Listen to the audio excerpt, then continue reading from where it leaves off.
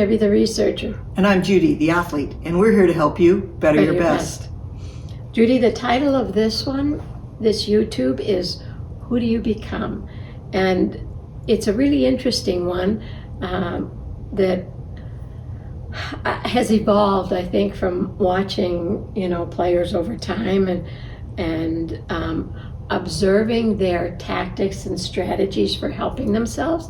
Because so often the players, they're out there, they're going to fix something, or they're going to do something that will change it. I'm angry, so they're going to do something, and they come for that help too. What do I do when I'm angry? And the message I think we want to say today is, when you get in that situation, let's say you're angry, the first question to ask is, who do you become when you're angry? Some people will be the fighter, some people will be the victims, the child. They revert back to a little kid. I mean, there's so many different places we go somewhere. Who do you become? And once you establish that, let's say for anxiety, for frustration, being different, from angry, from fear, from being the champion, the person in the lead, who do you become? Because that's a hard one as well.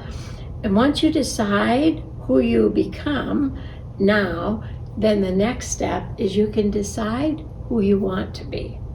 And that's the one we're kind of after, because I think if we decided who we want to be first, it would kind of dictate for us what we're going to do. So spend less time thinking about what am I going to do when that happens, and instead, once I identify it, so for example, when I get angry, I'm going to be determined and assertive. I'm going to take that energy and go that way.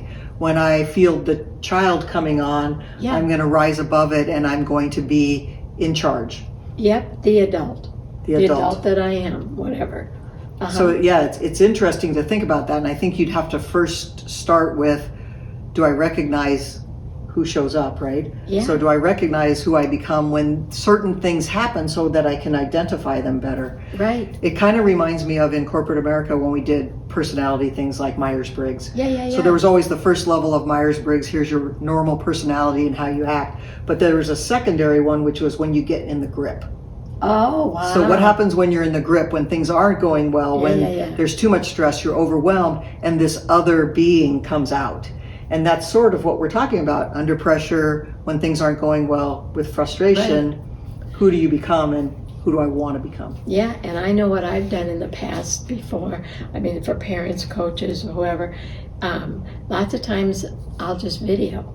If we're out and about and something isn't going very well with one of the players or something, I just video and show it to them so they can see who they become, because they're in it, and it's a habit. So they're often not aware of what it looks like or how it is, for them, or from the outside at least.